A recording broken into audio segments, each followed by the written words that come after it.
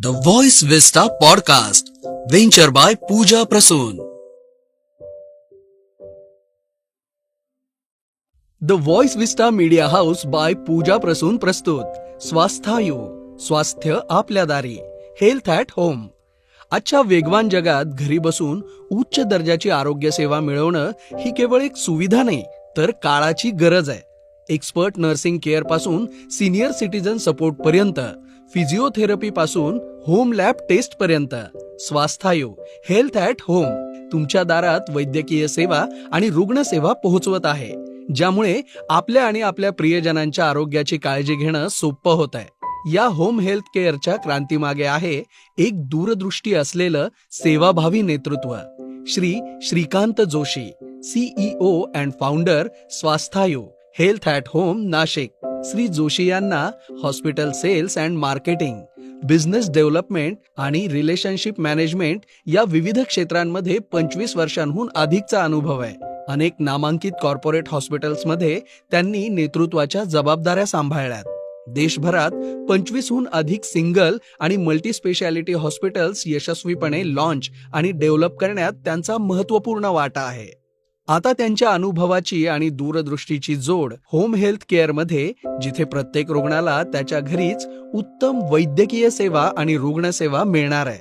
चला तर home health care, expert guidance आणि पेशंट फर्स्ट केअर बद्दल जाणून घेऊया, फक्त स्वास्थायू, हेल्थ ॲट होम सोबत. नमस्कार प्रेक्षको, स्वास्थायू टॉक्स या कॅन्डिड पॉडकास्टमध्ये तुमचं पुन्हा एकदा स्वागत. स्वास्थायू टॉक्सच्या मागच्या भागांमध्ये आपण खूप सुंदर आणि इंटरेस्टिंग माहिती जाणून घेतलेली आहेच आणि मला माहिती आहे तुमची उत्सुकता खूप वाढलेली आहेच. म्हणूनच आजच्या भागात सुद्धा आपण स्वास्थायूचे श्रीकांतजी जोशी यांना पुन्हा एकदा आमंत्रित केलेलं आहे आणि त्यांच्याकडून आपण अजून काही माहिती ऐकून घेणार आहोत, जाणून घेणार आहोत. नाशिकमध्ये अंथरुणावर खिळलेल्या रुग्णांसाठीची ही सुविधा श्रीकांतजी आणि त्यांची टीम घेऊन आलेली आहे. तेव्हा आजच्या भागात त्यांच्याकडून अधिक माहिती जाणून घेऊयात. या सुविधेचा आपल्याला, आपल्या ओळखीच्यांना, आपल्या माहितीतले जे रुग्ण असतील त्यांना तुम्ही कसा वापर करून देऊ शकता याबद्दलची माहिती श्रीकांतजी आपल्याला देणार आहेत. तेव्हा श्रीकांतजी, आजच्या या भागात तुमचं पुन्हा एकदा स्वागत. वेलकम. येस, धन्यवाद. थँक्यू. नमस्कार सर. नमस्कार. खरं तर आजच्या चर्चेकडे सुरुवात करताना मला असं म्हणायचं की आनंदी राहण्याची गुरुकिल्ली या शब्दातच खरं तर खूप काही आहे. पण मला तुम्हाला असं विचारायचं आहे की आजच्या काळामध्ये उतार वयात जे वृद्ध आता आहेत त्या नागरिकांनी आनंदी जीवन कसं जगावं याबद्दल तुम्हाला काय वाटतं? बेसिकली हा प्रश्न खरंच लहान तोंडी मोठा घास होऊ शकतो, कारण की मी ज्येष्ठ तर नाही आहे. बट लास्ट 10 वर्षाच्या एक्सपिरियन्समध्ये जवळपास 10,000हून अधिक रुग्णांशी जेव्हा आम्ही संपर्कात आलो तेव्हा खूप काही गोष्टी अशा आढळल्या, त्याच्यामुळे हा टॉपिक थोडासा घेण्याचा धाडस केलं वैसे. आमचे आजोबा होते 98 वर्षाचे. ते आत्ता 1 वर्षापूर्वीच नाही आहेत जगात. बट ते खूप छान गोष्टी बोलायचे, त्यांच्याकडे खूप काही गोष्टी शिकण्यासारख्या होत्या. त्यांनी खूप छान गोष्ट आम्हाला सांगितली की जगण्यात आनंद आहे, पण आनंदात जगणं कठीण आहे. तर ह्या अनुषंगावरच मला हा टॉपिक सुचला आणि त्याच्यामुळे म्हटलं तुम्हाला सांगावं. तर आता याच्यामध्ये उतार वयामध्ये ज्येष्ठ नागरिकांनी आपलं हे जीवन कसं जगलं पाहिजे, तर सगळ्यात महत्त्वाचं की हे जीवन जगताना थोडंसं आपल्याला फिजिकली ॲक्टिव्ह होणं महत्त्वाचं आहे. फिजिकल ॲक्टिव्हिटीज काही थोडंसं चालणं झालं किंवा स्पेसिफिकली थोडंसं काही हाताचे व्यायाम झाले किंवा पोटाचे व्यायाम, हे असं करणं महत्त्वाचं आहे. ईट स्मार्ट, चांगलं खाणंही महत्त्वाचं आहे आणि तेही न्यूट्रिशियस गोष्ट खाणं, कारण की ह्या छोट्या छोट्या गोष्टी आहेत.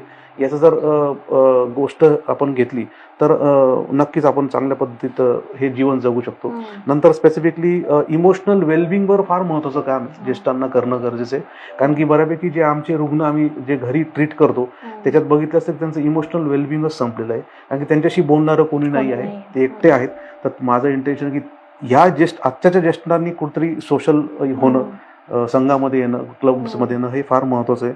आणि नंतर हसणं पण हा एक मोठं इलाज आहे बेसिकली. तर ज्येष्ठांनी हसत राहणं गरजेचं आहे. त्यासाठी मग सोशलमध्ये येऊन क्लब्समध्ये मेंटेन केलं, काही हास्य क्लबमध्ये तुम्ही जॉईन होत आहेत, तर हा सगळ्यात महत्त्वाचा पार्ट आहे. त्याच्यामुळे जगणं कठीण आहे, पण आनंदी राहणं हे नक्कीच आपल्या हातात आहे. तर मला तरी वाटतं ज्येष्ठांनी आनंदी राहणं हा सगळ्यात महत्त्वाचा पार्ट आहे. खरंय. आजचं हे जे धकाधकीचं आयुष्य आहे त्याच्यामध्ये खरंच ज्येष्ठ नागरिकांच्या अनेक समस्या आहेत आणि त्या समस्यांनी ते पीडित आहेत. त्यातल्या काही समस्या तुम्ही आता सांगितल्याच आणि यातून बाहेर कसं पडता येईल यातला पण काही भाग तुम्ही सांगितला. पण अजून काय करता येईल की ज्यातनं हे ज्येष्ठ नागरिक या समस्यांमधनं बाहेरही येतील? याबद्दलचं काही वेगळं अजून सोल्युशन काही खास तुमच्याकडे आहे का? बरोबर आहे. जसं जसं वय वाढतं आणि उतार वयात जेव्हा आपण येतो तेव्हा विविध प्रकारचे हेल्थ चॅलेंजेसला आपल्याला सामोरं जावं लागतं. पण त्याच्यामध्ये ज्येष्ठांना मी नम्र विनंती हीच करेल की काय होतं, बऱ्याच वेळेस या हेल्थ चॅलेंजेसमध्ये जात असताना कुठेतरी ज्येष्ठ नागरिक कोणावर तरी डिपेंड आहे आणि त्या डिपेंडन्सीमुळे थोडंसं त्यांना प्रेशर येतं. जेव्हा काहीतरी त्यांना होतं त्यांना असं वाटतं की माझ्यामुळे माझ्या मुलांना त्रास नको व्हायला, सिम्पली. पण तसं करू नका. मी एवढंच विनंती करेल की पहिली गोष्ट तर पॅनिक होऊ नका. कोणत्याही गोष्टी तुम्ही पॅनिक बटन तुमचं ऑन करू नका. दुसरी गोष्ट, जेव्हा अशी काही आजार तुमच्या समोर येतात तेव्हा कोणाची तरी मदत घ्या. तुमच्या घरात कोणी असेल, शेजारी कोणी असेल किंवा तुमचे मित्र कोणी असेल. आणि नाहीच जर तुम्हाला कोणी म्हटलं तर आमचं होम हेल्थ केअर स्पेशलिस्ट आहे, तुम्हाला नक्कीच गाईड करू शकतात याच्यामध्ये. त्यांची मदत घेऊ शकतात. जे काही तुम्हाला मेडिकेशन्स दिलेले आहेत ते प्रॉपर पाळणं महत्त्वाचं आहे. That is thing. कारण बऱ्याच वेळेस ते स्किप होतात. ते स्किप झालं का मग प्रॉब्लेम्स क्रिएट होतात. सगळ्यात महत्त्वाची गोष्ट आहे की मेंटली ते एंगेज असणं गरजेचं आहे. मेंटली एंगेज व्हा. मेंटली एंगेज होण्यासाठी मग थोडंसं मेडिटेशन आपण करू शकतो. काही विविध प्रकारचे संस्था आहेत ते योगा मध्ये सहभाग घेऊ शकतो. त्याच्यामुळे तुम्ही मेंटली खूप चांगल्या पद्धतीत काम कराल. आणि सगळ्यात महत्त्वाचं की आमची एक सेवा आहे की एक आमचे होम हेल्थ केअर स्पेशलिस्ट आहेत. अशा रुग्णांना ज्यांना घरात कोणी नाही आहे तर त्यासाठी आमची काही केअर गिव्हर्स किंवा केअर टेकर्सची सुविधा आहे, जी आम्ही त्यांना खूप चांगल्या पद्धतीत ॲज अ होमली फ्रीडम देतो आणि त्यांच्यावर राहून त्यांना एक सोबत देतो. त्याच्यामुळे तुम्ही करेक्ट करू शकता नक्कीच आम्हाला अशा वेळेस. त्याच मुद्द्याकडे मी येणार होते. कारण उतार वयात वेगवेगळ्या समस्यांना ज्येष्ठांना सामोरं जावंच लागतं आणि त्याच्यामध्ये मग पथ्याचा अभाव असतो, वेळेचा अभाव असतो.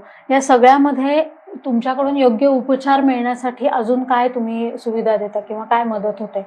अगदी बरोबर. कारण याच्यामध्ये उतार वयात हा सगळ्यात महत्त्वाचा प्रॉब्लेम आहे की जेव्हा काही होतं तेव्हा हॉस्पिटल समोर येतं आणि हॉस्पिटल समोर आल्यावर पैसा एवढा घालावा लागणार, सिंपल. हा सगळ्यात महत्त्वाचा पार्ट आहे. तर मी एवढं सांगेल की एक खूप छान सोल्युशन आपल्याकडे आहे की बऱ्याच वेळेस हॉस्पिटलमध्ये छोटासा आजार जरी असला तरी आपल्याला काही वेळेस हॉस्पिटलमध्ये जावं लागतं. पण जेव्हा जे अंथरुणावर खिळलेले रुग्ण असतात त्यांना हा सगळ्यात मोठा चॅलेंज असतो. त्यांना हॉस्पिटलमध्ये घेऊन जायचं कसं काय, आणि स्वतः जर कोणी एकटा असेल तर हा सगळ्यात मोठा प्रश्न असतो. की आनंदी जीवन जगणं हे जे तुम्ही सांगताय हे सगळ्यात त्यासाठी खूप महत्वाचं आहेच. पण मला वेगळ्या एका मुद्द्याकडे यायचंय की आजकाल आपण बघतो की वृद्धाश्रमांची संख्या खूप वाढत चाललेली आहे. मग या मागचं नेमकं कारण काय असेल असं तुम्हाला वाटतं? म्हणजे वृद्धांची गरज संपत चालली आहे घरातली की आणखी काही वेगळी कारण आहेत? आता वृद्धांची गरज संपत चालली अशी गोष्ट नाहीये. वृद्धाश्रमांचं आजकाल जे प्रमाण वाढत चाललंय त्याचे 50% रिझन आहेत बेसिकली. 50% जे काही पेरेंट्स आहेत वृद्धांचे त्यांना इलाजच नाहीये की फॉर एक्झाम्पल आता जे मेट्रो सिटीजमध्ये आहेत, मुंबई किंवा पुण्यामध्ये रूम्स छोट्या असतात. मग त्यांना बऱ्याच वेळेस असं वाटतं की यार यांना जागा नाही, आपल्याच जागा नाही त्यांना, आपण मग त्यांना मग ते वृद्धाश्रममध्ये ठेवतात. काही गोष्टी असतात की न्यूक्लिअर फॅमिलीज दोघंही काम करतायत पण घरात एकटे असतात वडील किंवा आई. मग ते एकटेपणा त्यांना असं वाटतं एकटेपणाने मग ते बोर होतात. मग त्यांना तो थोडंसं एन्झायटी लेवल, स्ट्रेस लेवल वाढते. मग त्यापेक्षा त्यांना कुठेतरी कम्युनिटीमध्ये अटॅच होणं, त्यासाठी मग वृद्धाश्रमामध्ये ठेवतात.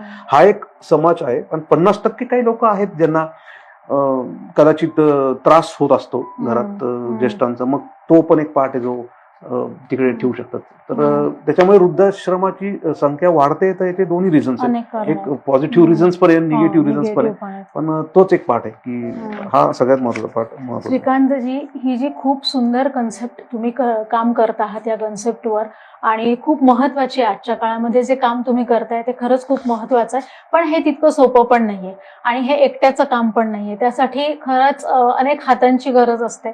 म्हणजे जशी तुमच्याकडे एखादी टीम असेल तर या टीमची मदत तुम्हाला कशी होते किंवा त्या तुमच्या टीम बद्दल काय सांगाल? आणि हे सगळं काम करत असताना विशेष आपण कुठेतरी कृतज्ञ असतो की ज्यांच्यामुळे म्हणा आपण हे काम करतो आहोत किंवा सुरुवात झाली, या सगळ्याबद्दल काय सांगाल? नक्कीच. मला ही सगळ्या गोष्टी करत असताना आतापर्यंत जवळपास 9,000हून अधिक रुग्णांना मी आतापर्यंत यशस्वीरित्या सेवा दिलेली आहे. आणि या सेवा देत असताना ही काही नुसतं एकट्या माणसाचं काम नाही आहे, याच्यात मोठी टीमचा सहभाग आहे. लिटरली पहिले मी धन्यवाद करेन माझ्या मिसेस जे गायत्री जोशी जे आज पूर्ण ॲडमिन सगळं सांभाळतात. त्याच्यामध्ये मग बरोबर त्यांच्या पल्लवी जोशी मॅडम आहेत. बाकी आमची सुपरवायझर्स टीम आहे दोघांची. सूरज सोनार जे माझे पार्टनर आहेत जे पूर्ण बाहेरचं मार्केटिंग हेड म्हणून काम करतात, ते याच्यामध्ये बाहेर PR मध्ये पूर्ण काम करतायत, लोकांना कम्युनिकेशन मध्ये काम करतायत.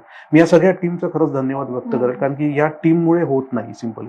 आणि बाकी आमचे 200 जवळपास स्टाफ आहे, nursing staff, care givers, physiotherapist आहे, जे आज डायरेक्टली फील्डमध्येच काम करताय. ते एक मोठं पुण्याचं काम करताय आणि हे काम करताय म्हणून आम्हाला थोडंसं एक छोटंसं पुण्य मिळतंय. तर हा एक सगळ्यात महत्त्वाचा पार्ट आहे, ज्याच्यात मी नक्कीच सगळ्यांना थँक्स म्हणेल. खरंच खूप सुंदर कन्सेप्ट आहे आणि खूप छान काम तुमची टीम करते आहेच. पण आता जाता जाता आपले जे प्रेक्षक आहेत त्या प्रेक्षकांना तुम्ही काय संदेश द्याल किंवा काय मेसेज देऊ इच्छिता? प्रेक्षकांना मेसेज, सगळ्यात महत्वाचा मेसेज हाच आहे की 1-2 मेसेज मला नक्कीच द्यायचे की थोडासा तुमच्या आयुष्यातला दिवसभराच्या धकाधकीच्या किंवा वेळेच्या याच्यामध्ये तुम्हाला थोडासा तुमच्या घरातले जे ज्येष्ठ आहेत त्यांना एक 15-20 मिनिटं तरी दिवसातनं वेळ काढा. त्यांना हॅलो म्हणा, गुड मॉर्निंग म्हणा, नमस्कार करा, कसं चाललंय काहीतरी बोला. कारण की त्यांना फक्त अपेक्षा आहे आपल्या चांगल्या शब्दांची. कारण की कसं आहे, the most precious thing you can give to your parents is your time. हा सगळ्यात महत्त्वाचा, तुमचा वेळ हा सगळ्यात मोठा प्रेशियस तुमच्या पेरेंट्सला, तुमच्या आजी आजोबांना देणं महत्त्वाचं आहे. आणि दुसरी सगळ्यात महत्त्वाची गोष्ट अशी आहे की इम्पॉर्टंट तेच आहे की म्हणजे ते म्हणतात ना की spend time with your elders. Not everything can be found in Google. गुगलवर सगळ्या गोष्टी नाही मिळणार. जिथं तो टाइम जो तुम्ही तुमच्या आई वडिलांना देणार आहात तो सगळ्यात महत्त्वाचा. आणि आई वडिलांनी ज्यांनी आपल्याला घडवलेलं आहे तर त्यांना आपण आपलं काम आहे सांभाळणं. कारण की सगळ्यात मोठी गिफ्ट आहे आपले जी मुलांना जे संस्कार पडणार आहेत की मुलांचं जे संगोपन होणार आहे हे आज हे ज्येष्ठच आहे जे आपल्या मुलांना चांगलं कॅरेक्टरमध्ये आणणार आहे, त्या चांगलं संगोपन देणार आहे. तर ह्या 2 गोष्टी महत्त्वाच्या आहेत माझ्यासाठी, जे आज सगळ्या श्रोत्यांना किंवा सगळ्यांना मी नम्र विनंती करेल, वेळ द्या पेरेंट्सला. आणि पेरेंट्सला वृद्धाश्रमात ठेवण्यापेक्षा आपण आपल्या हृदयात ठेवा, तर बरोबर सगळ्या गोष्टी सिंपल आहे. तर मी तेच लिहून आणलंय स्पेसिफिकली की तरुण असताना वृद्धांचा आदर करा, बलवान असताना दुर्बलांना मदत करा, चूक असताना चूक कबूल करा. कारण आयुष्यात एक दिवस तुम्ही वृद्ध, कमकुवत आणि चुकीचे असाल सिंपली. तर इम्पॉर्टंट तेच आहे की केव्हा तरी तुम्ही वृद्ध होणार आहात, तर त्यावेळेस काय, दॅट इज थिंग. तर हा प्रश्न नक्कीच सगळ्यांना हा घेऊनच आपण आजचा एपिसोड संपूया. आणि खूप छान वाटलं आज मला इथे बोलवल्याबद्दल आणि थँक्यू व्हेरी मच. खूप सुंदर मेसेज तुम्ही दिलेला आहे सर. आजच्या धकाधकीच्या जीवनामध्ये आनंदी राहण्याची गुरुकिल्ली आम्ही आजच्या भागातनं तुम्हाला देण्याचा प्रयत्न केलेला आहे. आशा आहे की आजचाही भाग तुम्हाला तितकाच आवडला असेल. तुमच्या प्रतिक्रिया आमच्यापर्यंत पोहोचवायला विसरू नका. त्या नक्की आमच्यापर्यंत पोहोचवा. आम्ही तुमच्या प्रतिक्रियांची वाट पाहतो आहोत. पुन्हा भेटूयात अशाच एका नवी माहितीसह नवीन एपिसोडमध्ये. तोपर्यंत नमस्कार, धन्यवाद.